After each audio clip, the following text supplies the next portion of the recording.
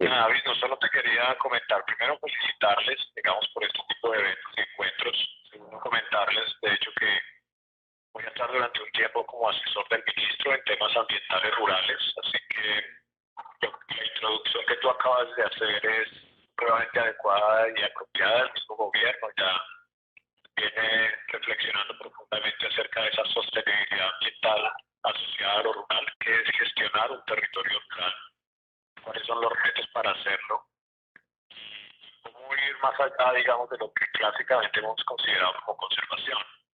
Nadie mejor que tú, Vishnu, para reflexionar detrás de esto. Tú muy bien tienes clara la película de qué es en realidad sostenibilidad, y esto no parte solamente desde lo ambiental, parte desde una mirada socioecológica, socioecosistémica, términos y conceptos que ha defendido también la rectora de la EA, quien es amiga desde hace muchos años y a quien conozco en este tipo de reflexiones, y que nos lleva siempre a un mismo punto, y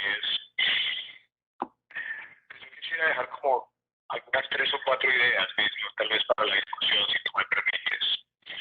Lo primero es que solemos pensar en los emprendimientos como algo supremamente complejo y tecnológico, cuando en realidad no debería ser tanto.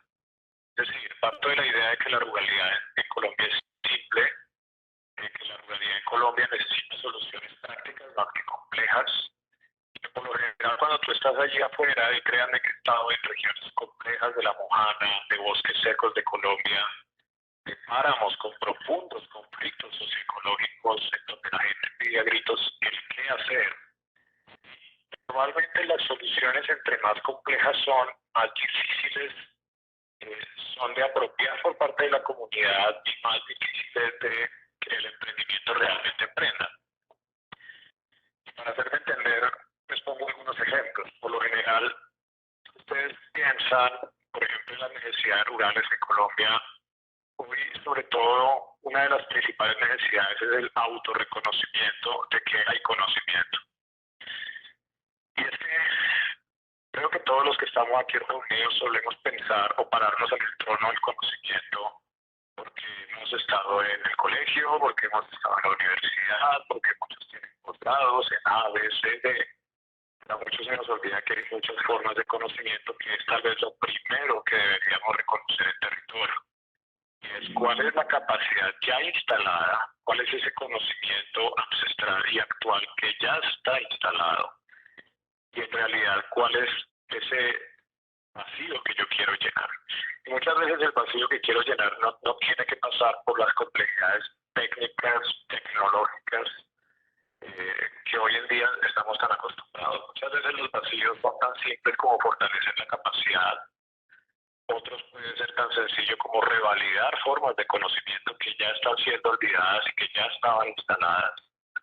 Y otras no solo revalidarlas, sino rescatarlas porque están entrando en un proceso de olvido.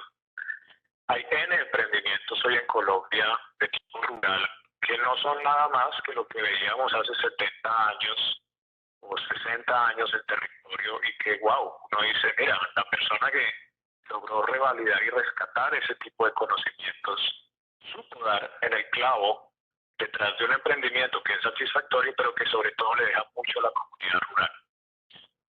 Solo pongo un par de ejemplos. Hoy en día mucho de la bioeconomía se piensa detrás de agroindustria compleja, de ganadería supremamente compleja, o de prácticas, por ejemplo, forestales y agrícolas supremamente complejas.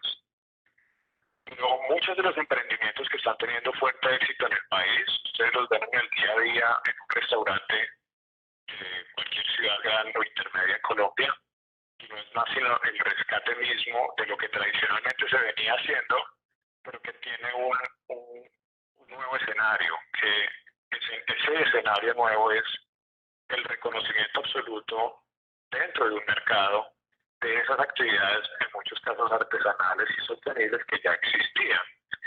Y no es un llamado, digamos, a no inventar nuevas cosas, no me malinterpreten, pero sí es un llamado a entender que ya hay mucha cosa inventada. Y detrás de ello mismo, creo que tú lo compartes, el poder ver, por ejemplo, que hoy hay productos del bosque, que la encontrar en El Éxito o en Carulla, o el que tú puedas ver que hoy una barracacha se llama barracacha sostenible de una región del centro de los Andes de Colombia, cuando la barracacha es lo más normal en este país, pero es una barracacha revalidada, digamos. Esto para poner, digamos, ciertos puntos de reflexión detrás de esto.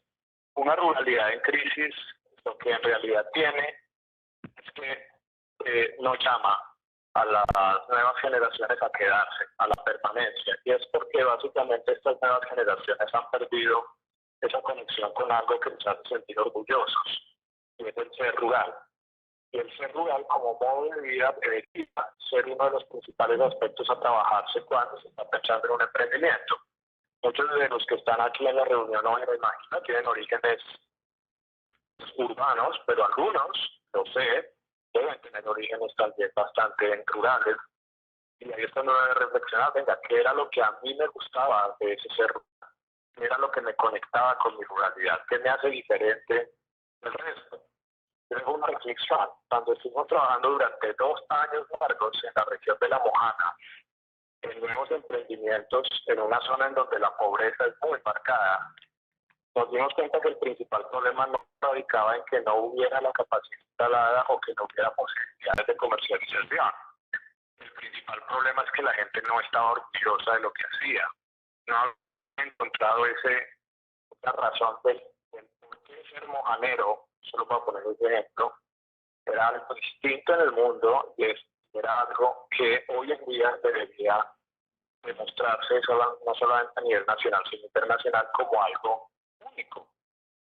Y pasamos de un proyecto de restauración ecológica en recuperar canales a hacer un proyecto de restauración cultural, de poder revalidar el orgullo de ser mojanero. Y cuando desatascamos ese nudo, logramos que varias heredas pudieran volver a entender qué era lo que los hacía a ellos distintos.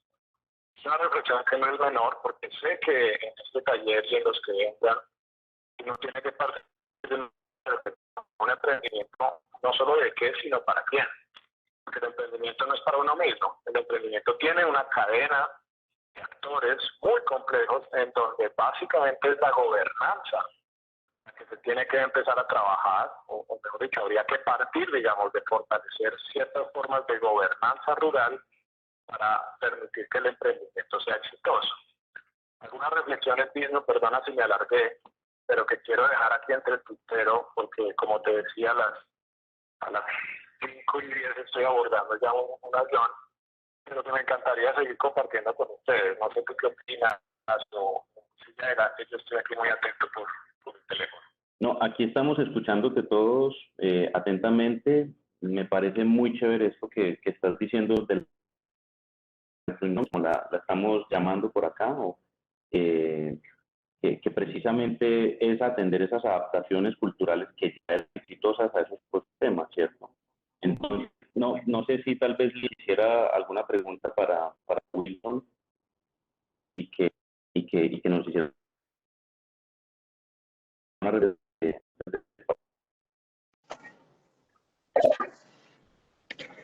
Sí, bueno, ahí se te perdió un poquito Vismo. Wilson, muchas gracias por tu intervención. Creo que todo lo que hablas es súper propicio para esta línea de impacto rural que estamos empezando a consolidar desde la universidad. Tú nombras el tema de gobernanza y me parece eso súper importante que nos puedas también ahondar un poquito más, porque cuando hacemos también lo que decías, cuando los emprendedores empiezan a generar su idea de negocio, tienen también que empezar a concebir nuevas formas de abordar la sostenibilidad, y una de ellas, claro, es el reconocimiento de las comunidades donde van a desarrollar pues, su producto, su servicio, bueno, o demás. Entonces, ¿cómo ellos pueden empezar, para los emprendedores que están iniciando desde cero, empezar a incluir estos temas de acercamientos territoriales, lo que tú en algún momento también mencionabas como reconciliarse con el territorio, cómo ellos pueden empezar a hacer uso de estos conceptos en su empezar, por decirlo así, en su tránsito hacia este emprendimiento sostenible? Lina, yo también te estoy escuchando más, todos están. Sí, no, yo. poquito ahí y trato de responder. Lina nos está diciendo que para ver si me coge un poquito ¿qué elementos deberíamos tener en cuenta para los emprendedores que llegan a un territorio de equilibrio entre conservación y desarrollo? Clave, el mismo y puesto que desde el punto de vista de un ecólogo, de un restaurador, lo primero que hay que tener en cuenta es dónde están los limitantes en un territorio. ¿Cuáles son los limitantes que hacen o que podrían hacer que un emprendimiento no ande? Limitantes hay de muchos tipos. Pues por un lado pueden estar todos los factores, digamos, que impulsan la degradación o imposibilitan el que un emprendimiento se dé a cabo. Estos serían algunos limitantes clásicos como, entre otros, la deforestación, la degradación del suelo, la contaminación, los limitantes ecológicos clásicos. Yo pienso que los principales limitantes, aquí para la reflexión de todos, es alrededor de componentes sociales y económicos.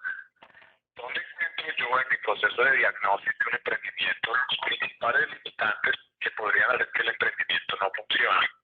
Y por lo general, de lo que nos hemos dado, por ejemplo, en algunos ejercicios de bioeconomía muy asociados a temas de gastrobotánica, puede que les suene chino, pero gastrobotánica es básicamente el revalidar el uso de algunos insumos de plantas para todo lo que tiene que ver en la industria del alimento. Nombre sofisticado, gastrobotánica, pero es algo muy sencillo. Nos hemos dado cuenta que para poder hacer ese tipo de emprendimientos, por lo general, es la falta de organización, digamos, de las comunidades y la falta de capacitación las que se han vuelto, digamos, limitantes. Con un trabajo juicioso de instalación de capacidades, de entender esa gobernanza local que ya puede que exista, pero que uno la acaba, digamos, de organizar, y sobre todo de entender muy bien cuál es el eslabón final que jalona toda la cadena productiva. Yo creo que uno desatasca muchísimo los emprendimientos. Recuerden que hoy hay emprendimientos de todo tipo, desde el ecoturismo, pues, hasta poder comerciar con una semilla o con una flor. Y en eso el país tiene que volcarse 100%. Yo creería, a tu pregunta, que esos son tal vez el componente más importante, entender cuáles son los limitantes que puedo tener en mi territorio. Una vez entiendo esos limitantes, los logro desatascar, puede funcionar bastante bien el emprendimiento, como he podido darme cuenta en finas tanto ecoturísticas, pues, como en sectores productivos de algunos productos que hoy se están vendiendo en plazas de mercado o incluso en restaurantes finos de las ciudades grandes. Wilson, muchas gracias. Miremos si Lina ya tiene mejor señal y... Sí, pues ya Lina, apagué la cámara para ver que si me escuchan mejor. ¿Sí, bien? Listo. Bueno, como un poquito siguiendo la línea de lo que tú venías diciendo, Wilson, quiero que me comentes cómo ves tú esa limitación entre a veces campo y ciudad, cómo crees que podemos empezar a acercar esas dos nociones un poco más en esta línea de emprendimiento, tanto para los emprendedores que deciden ir a empezar su emprendimiento de pronto en un territorio que no es propio de ellos, como para los emprendedores que lo hacen desde sus propios territorios y quieren también tener una mayor incursión en los estilos que tiene la ciudad. No sé, ¿tú qué nos recomiendas ahí? Para mí es buena parte el reto de cerrar las brechas. Primero, el ciudadano urbano no conoce el campo, no tiene ni idea de cómo funciona. Mucho menos sabe lo que es y hace un campesino. Perdón de muchos que de pronto sí lo saben, pero es que es dramática, digamos, la conexión del ser urbano con la ruralidad en Colombia. Parecían dos mundos distintos. Y segundo, es que el campesino entiende o ve a la ciudad tan compleja, tan distante, que lo que se necesita básicamente es personas, que sé que hay gente muy buena en eso, y eso también lo ha visto, que son bisagras de comunicación excelentes entre casi que esos dos mundos, es decir, la conexión de esos dos mundos tan complejos se tiene que hacer como con intermediarios. Y esos intermediarios son personas que pueden entender muy bien el funcionamiento tanto de la parte rural como de la parte urbana, porque en realidad tienen mucho en común. Lástima que las solemos separar, pero no son más en interfaces de manejo y de gestión de territorio, o sea, desde un extremo que es el urbano hasta el otro extremo que es puramente rural, pero en la mitad, por ejemplo, está la interfaz urbano-rural, que son, por ejemplo, todas las interfaces entre la urbe y la ruralidad que viven un poco entre los dos mundos. Para mí, una parte de la solución está en ello, y yo celebro mucho el hecho de que hoy haya mucha población recién egresada, por ejemplo, de las universidades, que está volviendo al campo, porque ellos refrescan de alguna manera, oxigenan esa posibilidad de conectar, de que se ve esas bisagras de comunicación y de transferencia de conocimiento de lado a lado. O bajémonos de la idea de que el único conocimiento es el que se crea en las universidades de las ciudades. Por eso vemos estas bisagras de comunicación, estos vasos comunicantes, tienen que entender también que hay formas de conocimiento local que se tienen que defender y que se tienen que revalidar también por aquellos que creen que la única forma de conocimiento es la que aparece en la academia. Creo que esa es para mí una de las principales reflexiones que he ganado en los últimos años. ¿De dónde y cómo encuentro yo esas bisagras, esos traductores entre los dos mundos que logran desatascar muchísimo la brecha que está creada? Muchas gracias, Wilson. No sé si Lina quisiera otro comentario. Sí, claro que sí, Wilson. Me parece muy chévere ese concepto de bisagra del que nos hablas tú.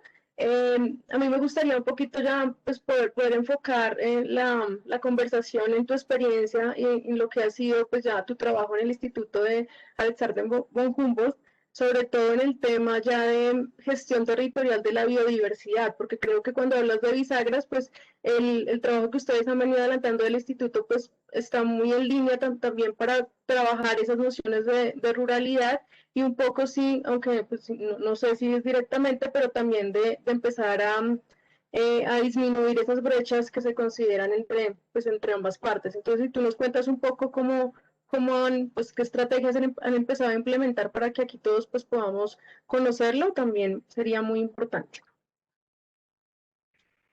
Pues te cuento brevemente que dentro de los retos que hemos tenido en el instituto, en el programa que yo manejo, el primero fue, o sigue siendo, el cómo conecto yo al ciudadano y al ser humano con su naturaleza. Y por eso, que comentaba, la ciencia ciudadana es determinante en ello. Ciencia ciudadana entendida como una forma de acercar al ciudadano a ser científico. Es que ser científico no requiere siempre tener una formación magistral o doctoral. Se requiere ser buen observador y estar completamente comprometidos en ciertos procesos. Y por eso mismo las estrategias de ciencia ciudadana, tanto a la gente de la ruralidad como a la gente urbana, nos han funcionado mucho porque lo que generan es un gana-gana. Ganas, digamos, en la obtención dinámica de datos, por ejemplo, en terreno, pero ganas también con gente que está completamente personada de procesos.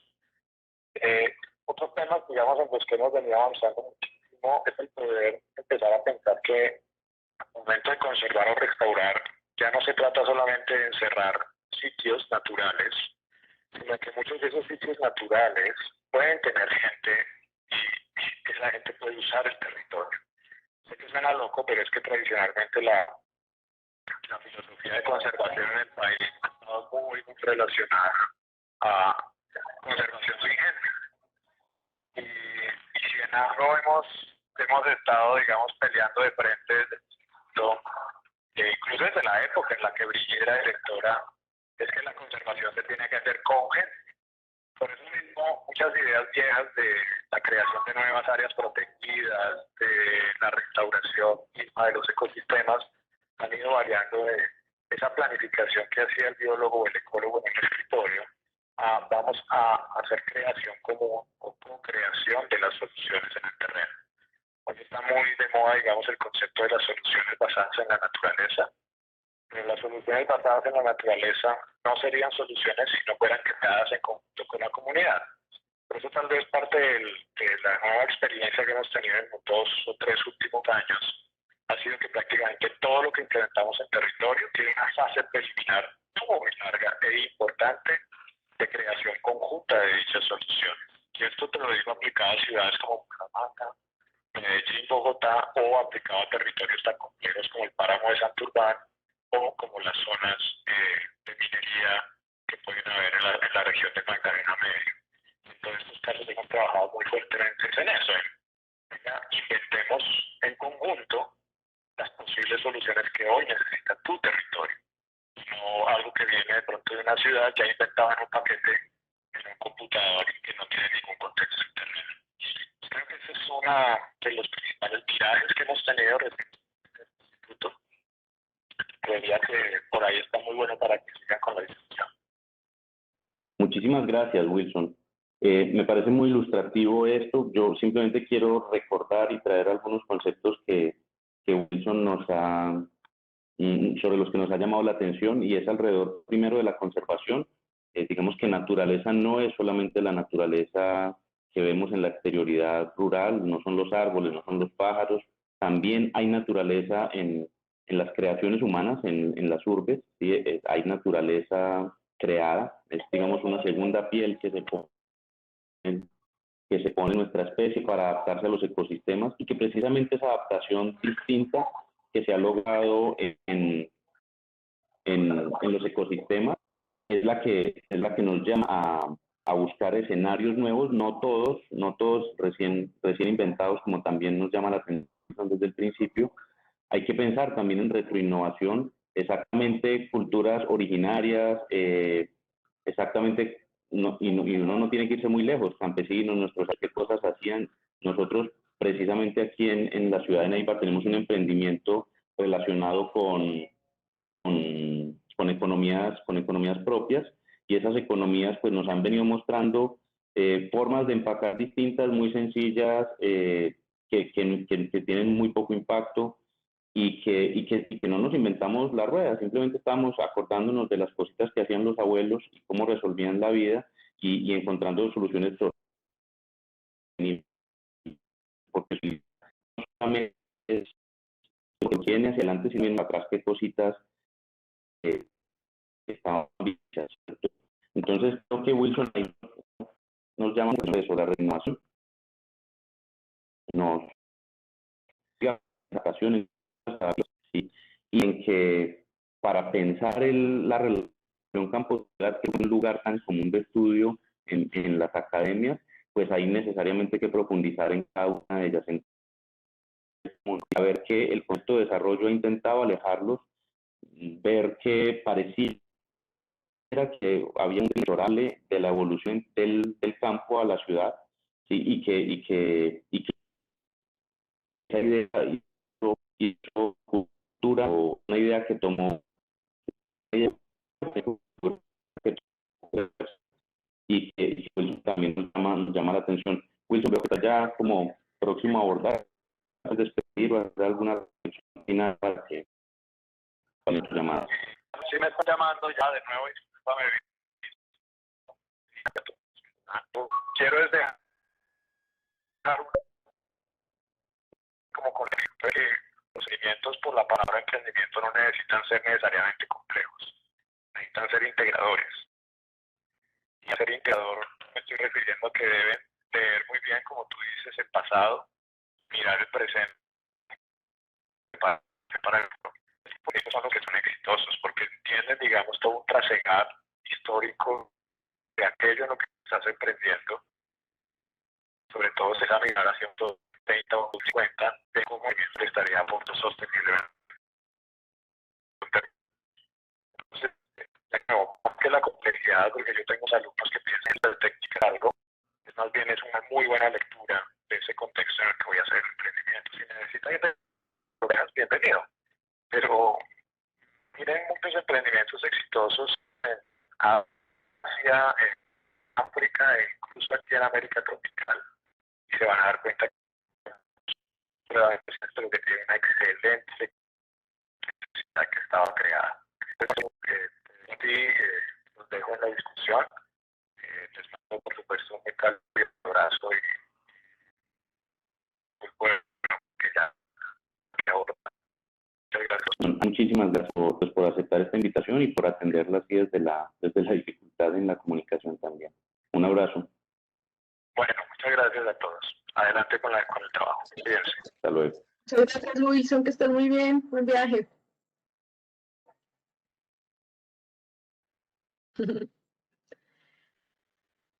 Bueno, pues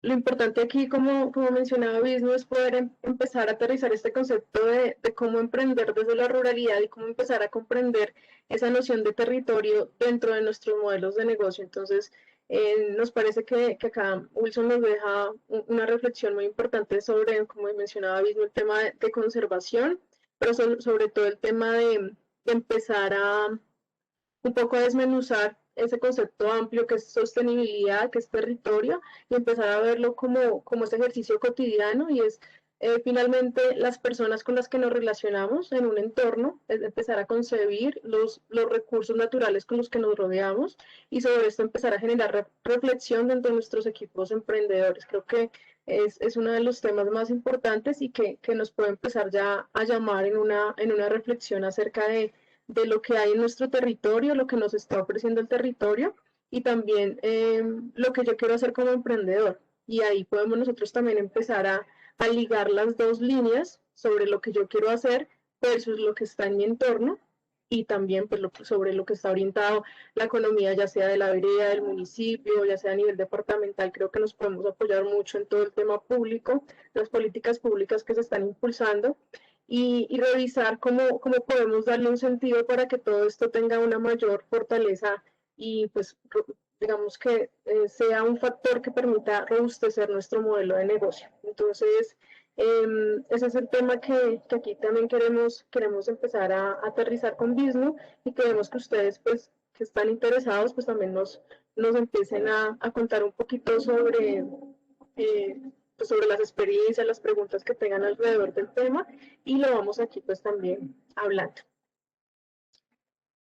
Miren, Lina y Bisnu, tenemos una pregunta de José y nos dice, creo que la educación adecuada para nuestros campesinos es importante y el canal puede ser la utilización de guías para ellos, pues el acceso a Internet es muy limitado. ¿Qué opinan ustedes sobre esto?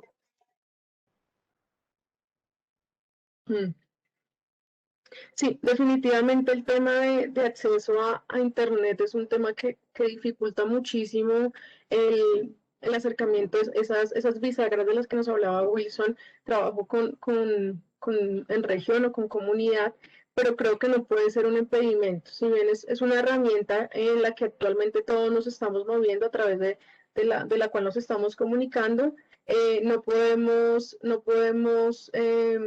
o sea, no puede ser un requerimiento único para que la información, el conocimiento, en este caso la metodología que también estamos planteando nosotros, pues llegue a estos entornos rurales.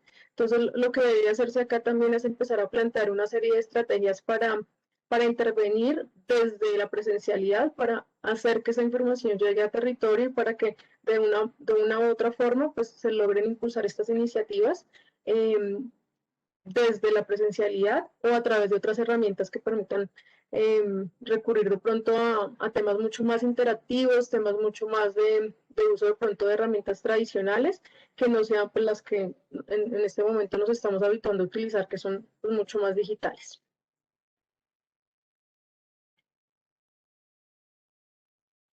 Sí, yo quisiera algo también yo la entrada Wilson y acerca del orgullo de la cultura de la ruralidad. Nosotros pensamos en la palabra campesino, campesina, pareciera degradado, que creo que una buena tarea del movimiento agrario últimamente ha sido darle valor. Recuerden el paro del 2013, el paro agrario del 2013, en el que hubo un muy estrecho nivel de compenetración entre el movimiento agrario y las ciudadanías, y básicamente reconociendo que una cosa absolutamente básica, creo que el micrófono abierto los compañeros está retornando, y que volvió a poner en un nivel de dignidad, incluso un razonamiento se autonominó dignidades cafeteras, lecheras, papera, precisamente porque las dignidades campesinas, precisamente porque, como ya nos volvió a decir Wilson, ahí radicaba en la ciudad donde se condensa en un nivel de abstracción muy interesante, pues toda la sociedad, y yo lo trataba por de desarrollo que se inventó Truman en la posguerra y que impregnó absoluta política, toda la ideología. Hoy casi que es imposible pensar por fuera del desarrollo, y es extremadamente virulento ese concepto, y quien trata el desarrollo pues es terrorista, y el desarrollo no lo conocían nuestros abuelos, ¿sí? Cuando nuestros abuelos llegaron a esta tierra, nadie está hablando de desarrollo no operativo de esta cultura, sino recientemente en la posguerra, ¿sí? Es el emprendimiento de la posguerra para poder desarrollar esa recomposición de la política mundial. Se dio precisamente a partir de esa repartición del poder. Ese concepto ha sido muy dañino para la cultura rural, para la cultura agraria. Precisamente aquí en Colombia tuvimos una serie de misiones internacionales, la Curí, bueno, ahora recuerdo pocas, pero una serie de misiones internacionales que venían con esa idea del desarrollo, ¿sí? Hoy todo es planes de desarrollo, proyectos de desarrollo. Es un concepto extremadamente potente que impactó también la ruralidad. Y desarrollarse era pasar del mundo rural al mundo industrializado, al mundo urbano, ¿sí? Incluso usted, para contarles un instrumento que ustedes conocieron, o sus papás más bien conocieron, sus padres, es el UPAC, ¿sí? El UPAC fue una de esas estrategias de las misiones internacionales para pasar la población rural a urbana, ¿sí? Y que por la que obviamente muchísimas familias tuvieron tragedias que las hicieron perder sus viviendas, que pagaban muchísimas veces pues lo que les prestaban. Entonces, cultura campesina, ahí quiero volver y darle un poquito vuelta a ese concepto, porque recientemente el movimiento agrario, en compañía de Justicia, ha interpuesto tutela para que se reconozca el campesino, ¿sí? Todos hablamos de campesino y de campesina, pero no tiene ningún vínculo jurídico con la política pública, ¿sí? Y esto es extremadamente importante, porque ahí precisamente es donde se prioriza las inversiones, donde se priorizan los programas estatales. Me dicen que me están escuchando entrecortado. ¿Todos me escuchan entrecortado? ¿O solo Sí. es Lina? Sí, se te escucha entrecortado un poco. Sí. Poco, sí. ¿Y qué hacemos? Todos estamos entrecortados.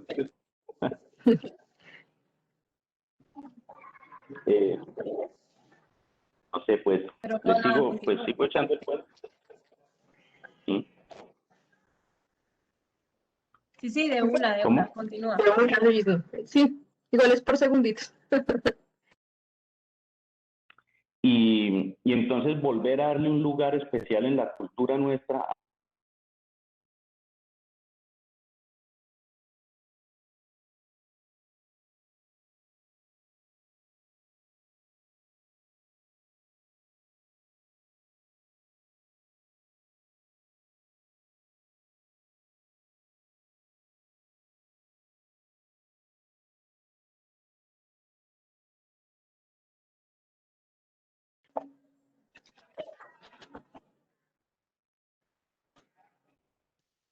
Bueno, creo que Vishnu, ¿estás por ahí?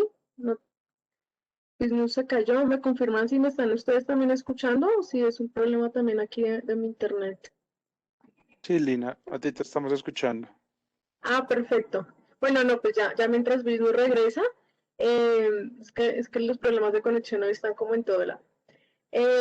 Justamente ahondar en este concepto de colonialidad y es salirse de estos estándares que nos han enseñado sobre qué es lo que debe ser exitoso, qué es lo que debe ser desarrollo, y empezar a configurar, a dignificar estos conceptos como es el campesinado en Colombia. Es un ejercicio bien importante, y creo que es un ejercicio que genera mucha reflexión cuando hablamos de emprendimientos sostenibles. Entonces, un poco es empezar a concebir que hay nuevas formas también de generar economías. Entonces también cuando hablamos de economías solidarias, todo el tema de comercio justo, de consumo responsable, ya también estamos empezando a impactar en nuevas formas de concebir el mundo, más allá de pronto de una transacción o de una monetización, como actualmente se concibe cualquier tipo de mercado. Entonces, es un reto gigante, es un reto que no es fácil, pero creo que empezar, como les decía yo, a generar la reflexión, y voy a ser muy cansona con eso, porque en el momento en el que nos damos cuenta que es un problema y que es algo importante que debemos concebir, lo planteamos también dentro de nuestras discusiones, lo planteamos entonces también dentro de nuestras oportunidades, nuestros problemas a solucionar, y vemos allí también una forma de generar cambio, de transformar país. Entonces creo que esta es una nueva forma de concebirnos, de darle una nueva posición a lo que nosotros llamamos campesinado en Colombia, y sobre todo a nosotros como emprendedores, lo que les decía yo, si nosotros estamos en territorio, tenemos también como una responsabilidad muy grande de tener al territorio presente y de forma transversal en nuestros modelos de negocio, en nuestros emprendimientos.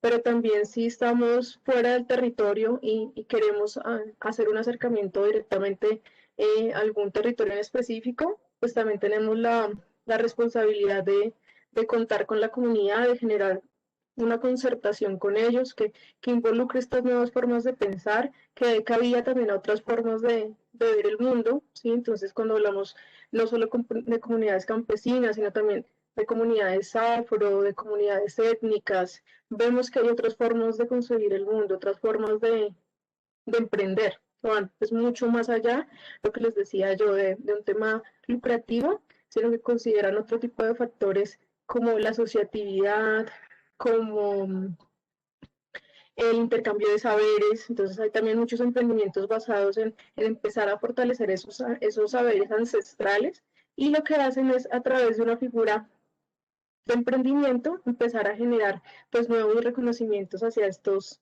saberes que se están perdiendo en las comunidades. Entonces, creo que la reflexión más grande de acá es ver que hay otras formas de emprender, ver que hablar de emprendimiento rural no solo es entender la ruralidad como algo grande, algo ambiguo, algo que a veces no sabemos muy bien cómo definir, sino que dentro de la ruralidad pues cabe un montón de comunidades, un montón de percepciones, un montón de formas de identificar el mundo, de reconocerlo, y que está en nuestro deber, cuando emprendemos, considerar también las comunidades, los actores que intervienen en el territorio, lo que les decía en algún momento también Wilson, todo el tema de los recursos naturales que hay en el territorio.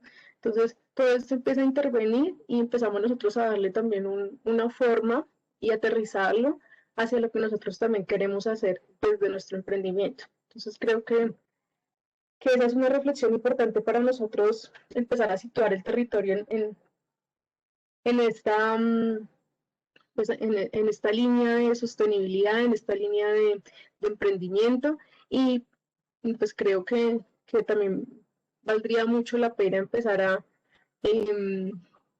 concebir dentro de nuestras propuestas valor, lo que les decía yo, todas estas economías solidarias. Entonces, preguntarse muy bien con qué tipo de comunidad quiero trabajar yo, a qué tipo de persona le quiero llegar cuando estemos empezando a generar todo este segmento de cliente. Entonces, ¿quién está detrás del producto que me va a comprar? Entonces, seguramente es una comunidad que está ya sensibilizada a este tipo de consumo responsable que tiene que existir en la sociedad. Entonces, eso también es muy chévere que ustedes empiecen a plantearlo y empiecen a generar en todo esto una red de contactos de emprendimientos, de clientes que estén en línea bajo esta misma tendencia de generar pues este tipo de reflexiones acerca de cómo concebir estos nuevos conocimientos, pues que no son nuevos, pero pues siempre los hemos intentado también desvalorizar desde la cultura occidental. Entonces creo que es un buen paso para darle apertura a, a otras formas de pensar, a otras formas de concebir el mundo. Y bueno, lo que les decía, el reto está ya pues escrito para ustedes, los emprendedores que inician en este mundo. No sé si Visnu ya regresó o no, creo que todavía no está. No, pues se le fue la energía eléctrica, ya te llama para que lo conectemos a través de llamada. Ay, claro, Y no, por pero aquí perfecto. nos hacen una pregunta por interno y es con relación a las herramientas para la exploración del territorio, cómo acercarnos a campesinos, a productores, qué herramientas podemos comenzar a usar para hacer justamente esa exploración y ese entendimiento del territorio, Lina. Sí, buenísima esa pregunta. Bueno, desde las ciencias humanas, pues que son como las que han estado abanderadas en este tema de hacer investigación con diferentes tipos de comunidades, se han creado unas herramientas para trabajar en entornos sociocomunitarios que son muy valiosas, pero que pues más allá de que sean o no incluidas desde una profesión, lo importante aquí es que ustedes pues tengan la intención y tengan siempre la disposición de trabajar con comunidad. Entonces, por eso decirles que antes de cualquier acercamiento con productores, con comunidades étnicas, campesinas, pues ante todo siempre generar un lazo de confianza, o sea, siempre pensemos que estamos hablando con humanos y que siempre en cualquier relación humana, pues la confianza, la sinceridad, la transparencia en lo que vamos a hacer, pues va a ser un factor decisivo para lo que nosotros vayamos a investigar, porque el trabajar con comunidad y a veces comunidades muy golpeadas también nos exige a nosotros un reto mayor y es empezar a abrir espacios que no son tan fáciles de abrir, son comunidades a veces que están muy cerradas en sus saberes, en lo que piensan, en abrirse a nuevos actores. Entonces, es importante que nosotros generemos siempre esa transparencia y siempre que estemos también contándoles en qué se va desarrollando nuestro emprendimiento. Entonces, vean que acá hay unos retos gigantes que también de pronto no se concebían desde el emprendimiento y es empezar a generar también una responsabilidad ética hacia la población con la que vamos a trabajar. Eso como primer paso.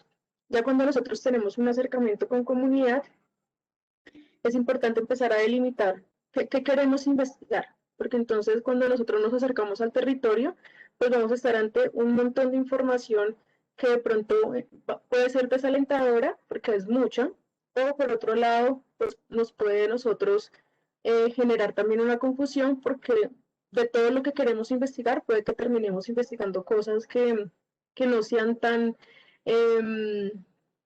importantes si hubiéramos de pronto generado algunas categorías desde el inicio. Todo lo que yo les recomiendo es empezar a aterrizar primero esas categorías y empezar a dimensionar qué aspecto del territorio deseo yo conocer. O sea, es un aspecto de pronto educativo, si yo voy a trabajar todo el tema de conciencia ambiental, estaba el otro día acompañando un emprendimiento que se llama Respira Reciclaje, y ellos trabajan todo el tema de educación ambiental, entonces de pronto el tema de educación es un fuerte y es algo que ellos deberían empezar a incluir en estas categorías de análisis. Todo el tema de recursos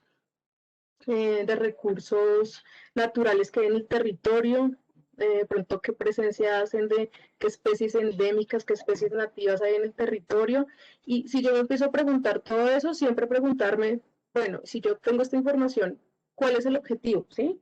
¿A qué quiero llegar con esta información? Entonces, es importante primero empezar a aterrizar esas categorías y hacia dónde me van a llevar.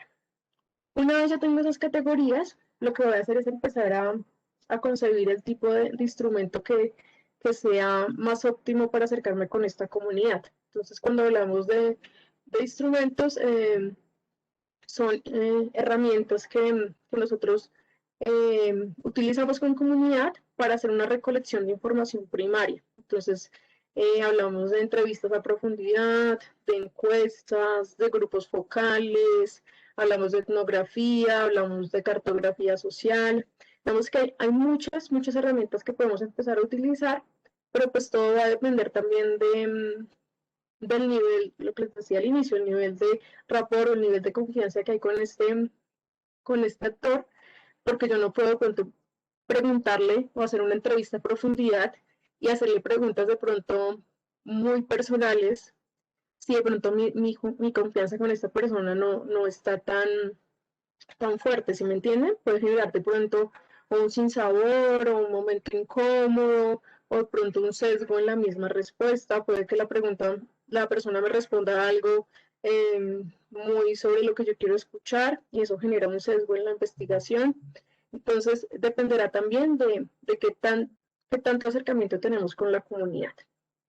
Bueno, lo que les decía una vez. Por acá, bueno, por Dime. acá ya tenemos a Visnu y yo tengo una pregunta que creo que de chévere si Visnu la responde y es de Alfredo y él dice, ¿cuáles son las entidades públicas y privadas del país que están impulsando esos proyectos innovadores en el sector rural? Y por ende las cadenas productivas y cómo están afrontando los conflictos de orden público.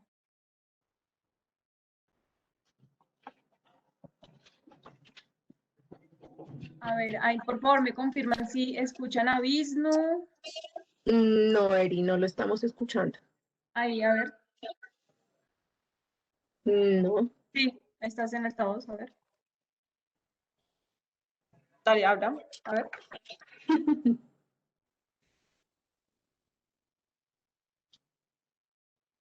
¿Ahí lo escuchan? No, mi Eri. Bueno, no sé si los demás nos confirman si lo escuchan y soy de pronto solo yo, pero yo no lo estoy escuchando todavía. No nos escucha, Eri. No. A ver. Hay un poquito. Ya, entonces escuché un poquito. Sí, Se sí, ahí escucha muy está. lejos. Muy lejos. Sí, está bien, Espérate, a ver. pero igual lejos. Y ahora sí. Ya, dicen que ya.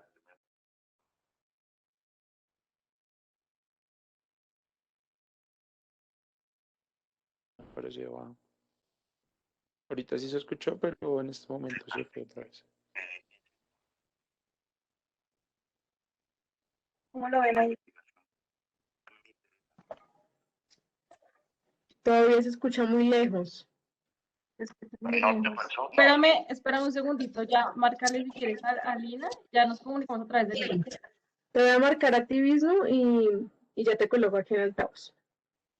Vale. Eso en cuanto a entidades públicas, y hay otra pregunta que me parece muy interesante y ahorita me gustaría abordar con ustedes, y es el tema de cómo un emprendimiento rural puede comenzar a transitar hacia la sostenibilidad.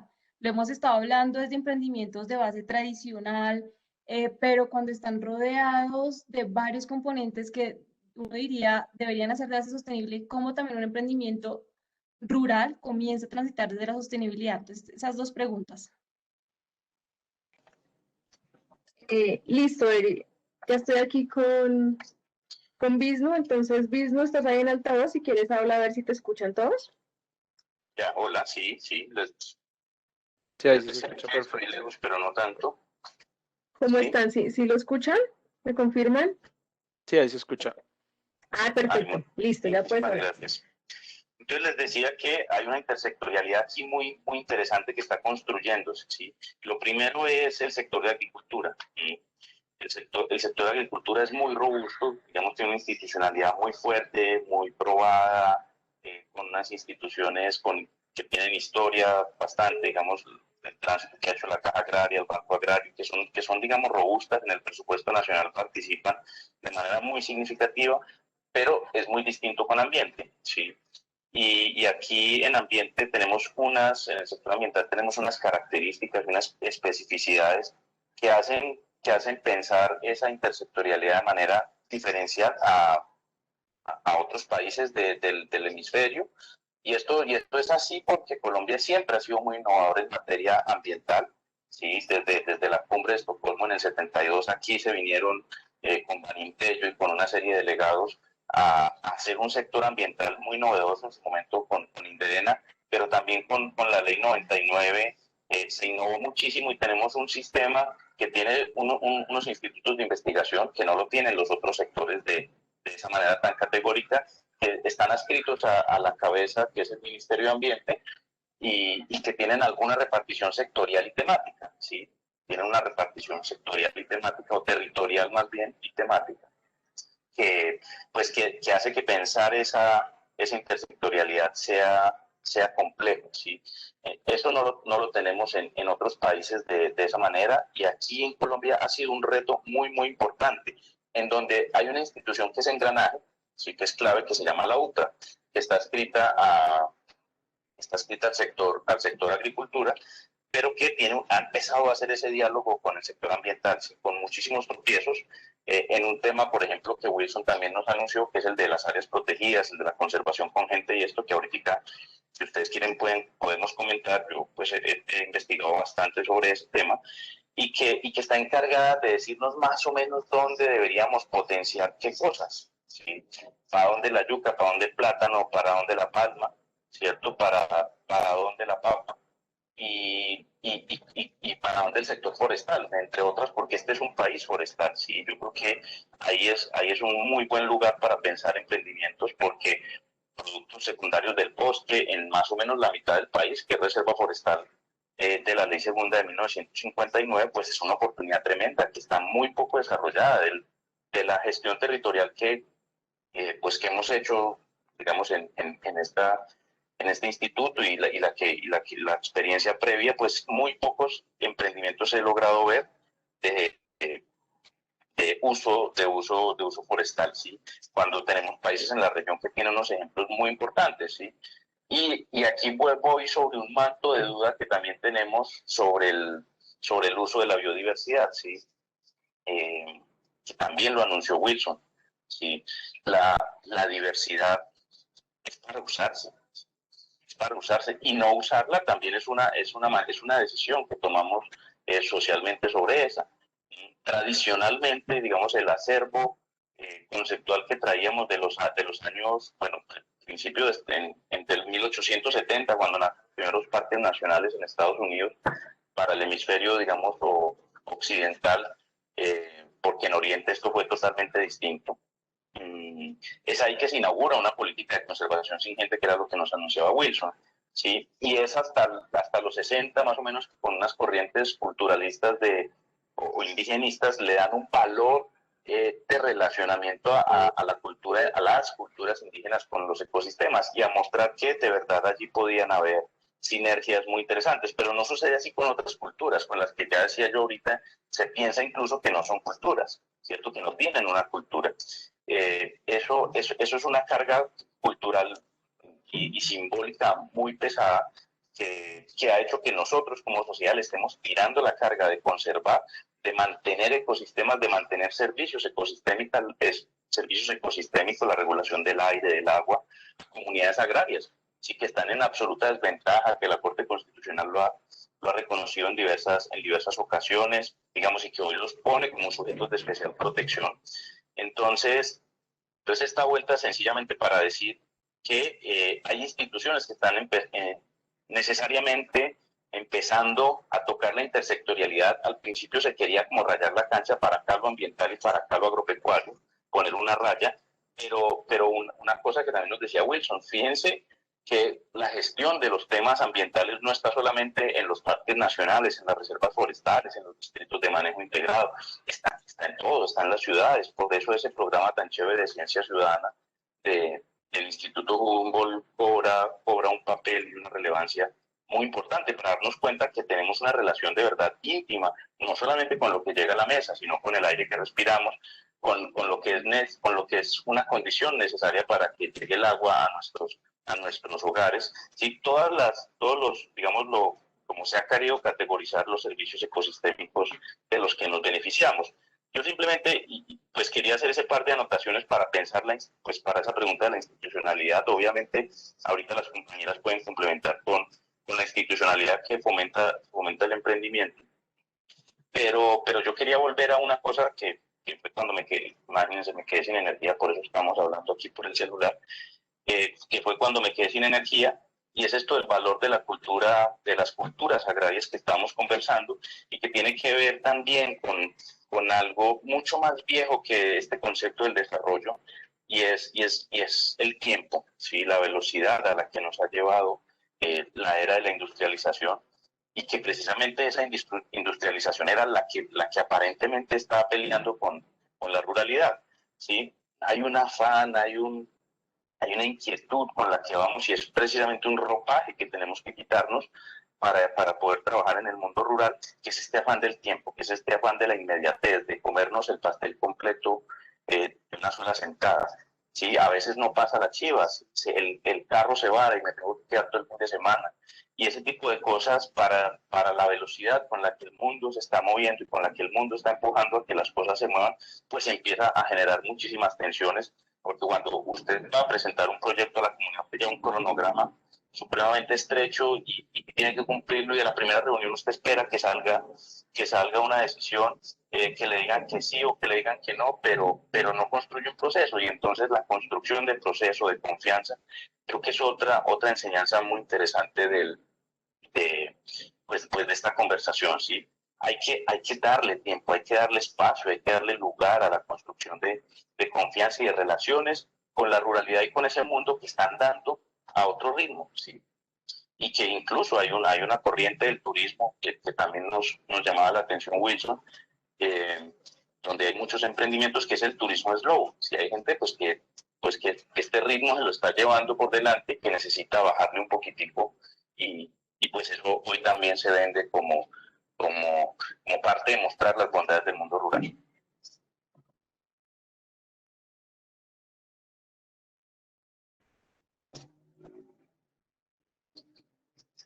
¿Cómo íbamos, Lina?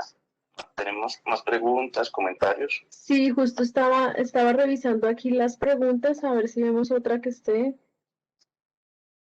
no hayamos leído y ya te sigo diciendo, pero sí, muy, muy chévere tu intervención, creo que estaba muy en línea con lo que yo también estaba hablando una vez ingresaste. Espera, bueno. aquí, a ver.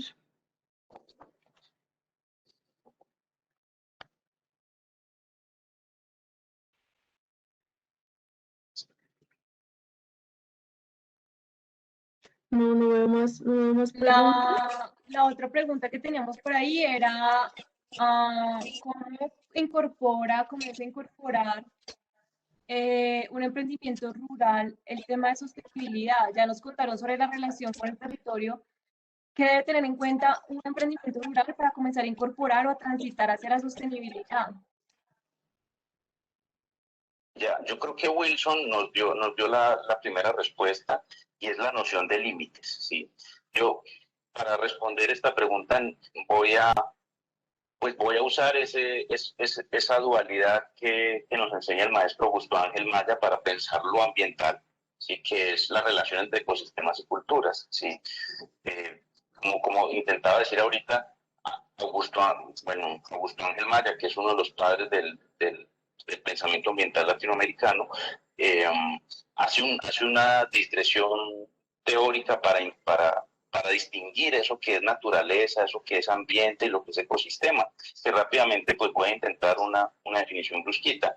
Y pues naturaleza es el reino del todo. No hay nada que esté por fuera de la naturaleza, no hay nada sobrenatural.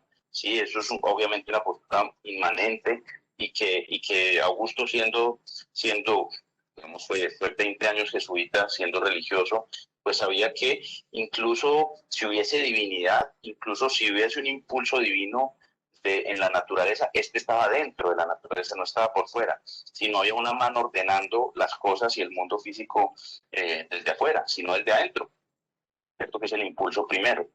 Y que entonces todo lo que hacemos, también yo lo trataba de decir ahorita, todo lo que hacemos como especie es una adaptación al ecosistema. Esta especie no se adaptó al ecosistema a través de desarrollar elementos biológicos, garras, algún tipo de visión, pelaje, sino que se adaptó a través de una plataforma de instrumentos que conectó el telencéfalo altamente desarrollado, la mano prensil, la vista estereoscópica, la posición erecta, todas estas características específicas biológicas, que las conectó en algo que llamamos cultura. ¿Sí? Las conectó en algo que llamamos cultura, y cultura es la manera como esta especie se adaptó al ecosistema, y eso implicaba creaciones tecnológicas. ¿Sí? Y por eso también hay una corriente ahí que desdeña mucho de la tecnología, pero que no ha entendido que, por ejemplo, la principal revolución tecnológica es la agricultura. Es el cambio más profundo que se ha producido por una especie sobre el mundo, ¿sí? eso que llamamos artificio. Entonces, todos los artificios, todas las cosas artificiales, los computadores, los edificios, son también naturaleza, ¿sí? Es una naturaleza construida, cambiada, transformada, ¿sí? Y a eso hay que dejar de temerle, hay que dejar de temerle a la naturaleza cambiante. Y la relación que establecen los ecosistemas con las culturas, ¿sí? Ese hacerse el uno al otro es lo que llamamos ambiente, ¿sí? Es tal vez esa como un encuadre conceptual ahí que yo quería avisorar para poder continuar respondiendo esta pregunta. Y entonces, ¿cómo vamos a pensar ruralidad y sostenibilidad? ¿Sí? Hay que pensarla a partir de la adaptación y eso que Wilson respondió de manera categórica, a partir de los límites. ¿Cuáles límites? De esas dos cosas que componen esa relación importantísima. ¿Cuáles son esas dos? Pues ecosistemas y culturas. Los límites de los ecosistemas están dados casi siempre a través de la figura del nicho, de que cuando el sistema se reordena, o le cambia algo, pues los nichos crecen o se reducen, y eso es lo que más comúnmente conocemos como resiliencia, como resistencia, como la capacidad de adaptarse a cambios, ¿cierto? Ese es un término mucho más común. Y entonces,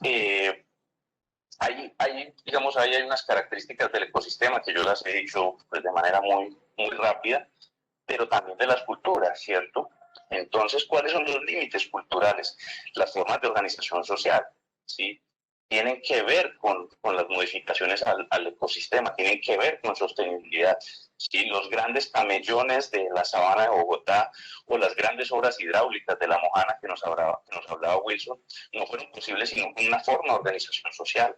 ¿Sí? Muchas de esas con esclavitud. ¿Sí? Entonces, para pensar los límites de la cultura, hay que pensar no solamente en la forma de organización social de la que estoy dando, obviamente, pues ejemplos muy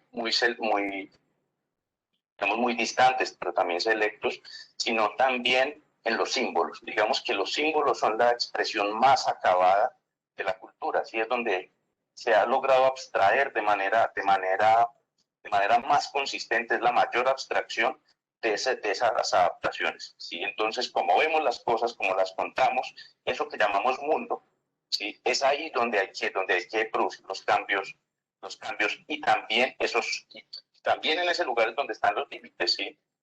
Entonces, tal vez pensar sostenibilidad implique mudar de piel, implique mudar de cultura, implique cambiar de formas de organización social, de símbolos, de cómo creemos que son las cosas. Aquí ya estamos apuntando de manera muy enérgica a un cambio que hay que producir en esta cultura y es la noción o la visión que tenemos de la ruralidad, ¿cierto? Para revalorarla.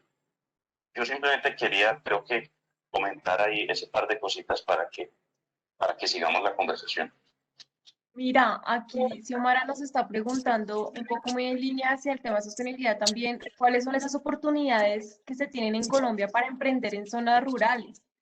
Y dice ella, me refiero a subsidios al campo, programas de capacitación, oportunidad de recibir voluntarios en proyectos.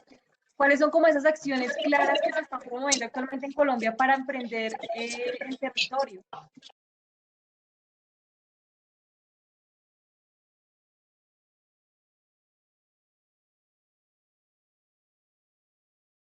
Hola, hola, ¿sí me escucharon? Lini, ¿Te escuchamos? tienes el micro cerrado. Sí, aquí te escuchamos. Sí, qué pena se había cerrado. Que sí, que le voy a dar paso a Abismo que va a contarnos sobre el tema.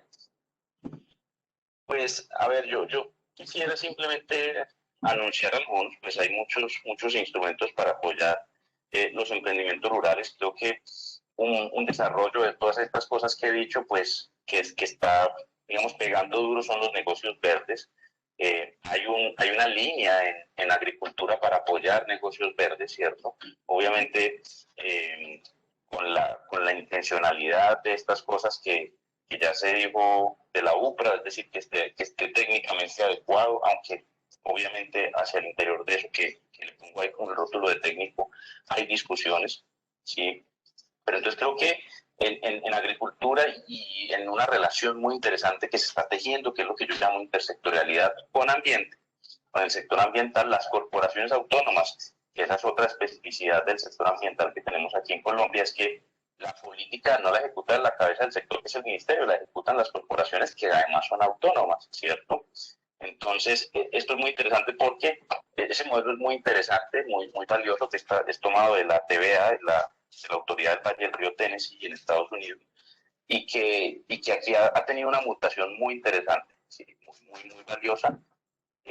Pero simplemente lo que yo quería apuntar es, hay una oficina de negocios verdes en cada autoridad ambiental, y también obviamente en el ministerio, en donde se están conjugando esas oportunidades para emprender para hacer emprendimientos verdes, y les podemos poner ese rótulo así de manera rápida. Y yo quisiera pues apuntar también otro par de cositas. Hay, digamos, Colombia, obviamente, por ser un país rural, pues por tener toda esta historia tan profunda con el conflicto, hay una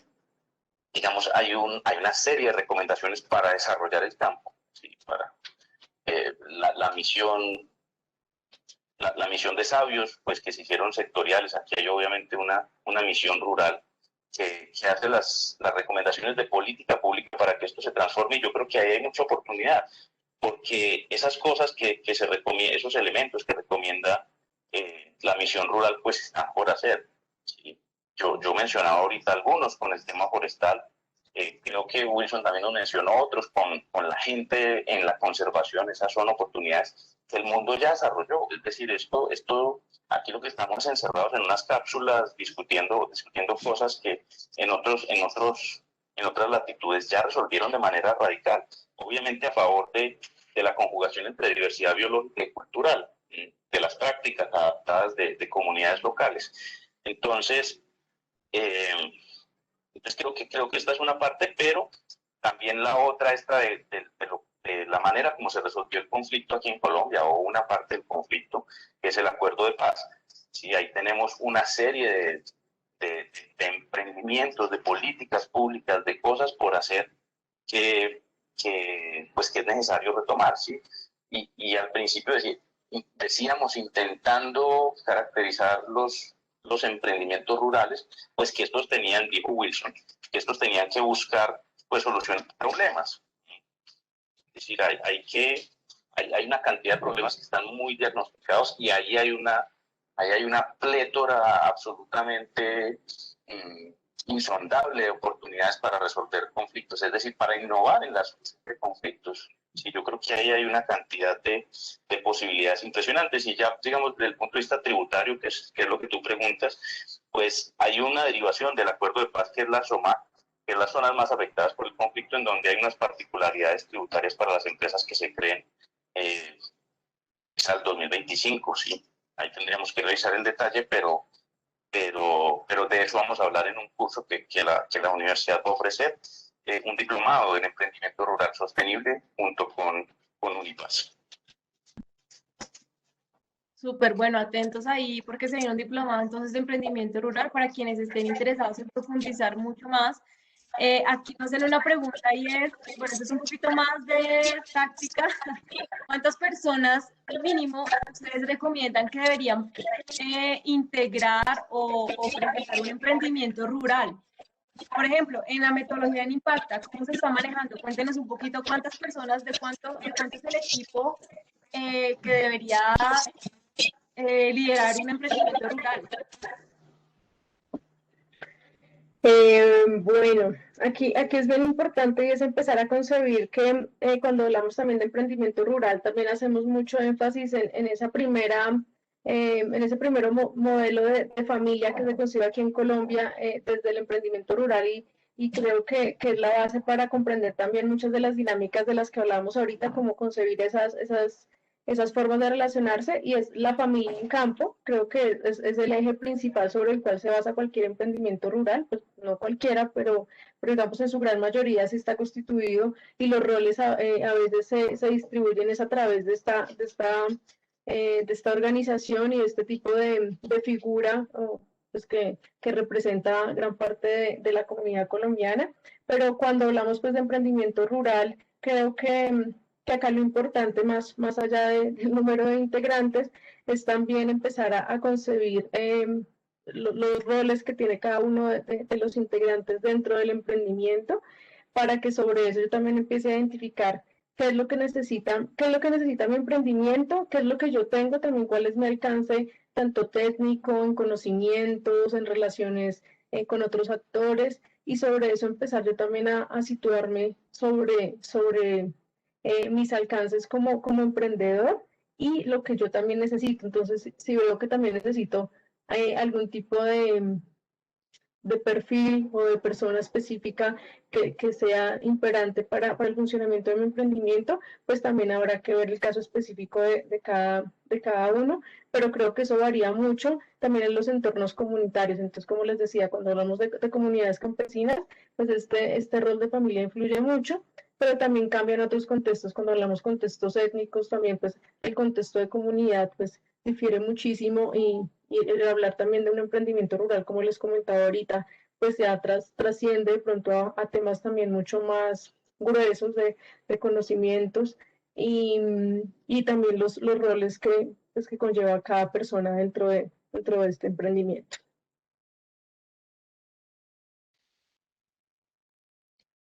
Súper, bueno, por acá nos están pidiendo Lina y Visno, si por el chat nos pueden compartir sus correos electrónicos, sus datos de contacto. Y para quienes están preguntando sobre la grabación, y vamos a tener la grabación desde la otra semana disponible en la plataforma Gran Impacta, para que desde la próxima semana la consulten. De todos modos, quiero que sepan que este apenas es un abrebocas, porque se vendrán una serie de conversatorios. De hecho, el sábado vamos a tener uno sobre comercio justo.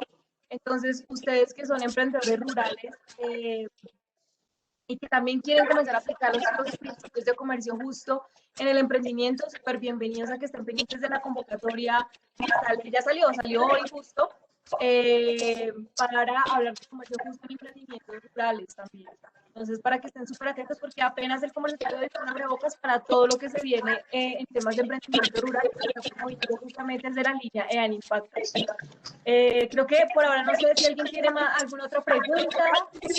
La idea de acá, de este conversatorio, es justamente quedarnos como muchas cosas que podamos resolver en los eventos que se vienen, vamos a tener entrenamientos, eventos en los que vamos a profundizar seguramente muchos de estos temas.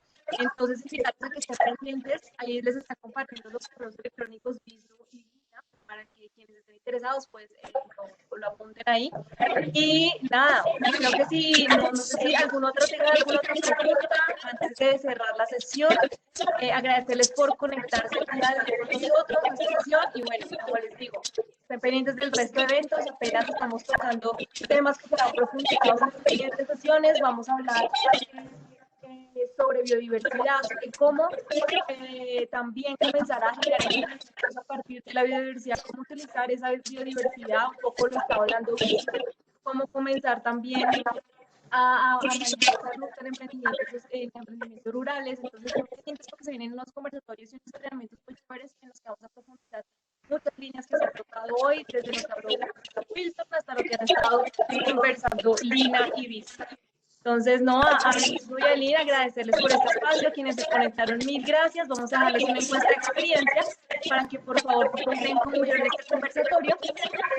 Les ofrecemos disculpas una vez más por todos los inconvenientes de conectividad, pero bueno, muchas gracias por estar atentos. Nos vemos, si pueden, el sábado, va a ser un conversatorio muy chévere. Y este jueves vamos a estar con María Eugenia Reinaudo, con Diana Orozco, y uno de nuestros expertos asesores en sostenibilidad del programa Impacta, hablando sobre impacto social y sobre impacto ambiental. Cómo se integran en el emprendimiento sostenible estos valores, cómo dar valor a los dos integrales, social y ambiental del emprendimiento sostenible. Entonces, muchísimas gracias y nos vemos en el próximo conversatorio. Juan, si me ayudas a compartir tu clase, te lo agradezco. Muchas gracias. Yo pues quiero reiterar esa invitación que ahí me están escuchando, ¿sí? ¿Me tienes? Ahí te lo estoy escuchando. Pues que precisamente aquí en la universidad estamos haciendo ese esfuerzo, ¿sí? Hay mucho en ruralidad, como yo decía ahorita, se ha trabajado bastante el tema, hay muchísimas tendencias también, pero el sello que le estamos poniendo en la universidad obviamente es irrenunciable, la sostenibilidad, ¿sí? Esos elementos que constituyen el que este país rural, por excelencia, avance sin deteriorar más sus ecosistemas, que obviamente es lo que está pasando. Hay una serie de elementos de política, pero también de emprendimientos en los que es necesario, es urgente que, pues, que aparezcan ideas, que aparezcan acciones que permitan conjugar estos dos elementos para que salgamos de la crisis, ¿no? Muchísimas gracias.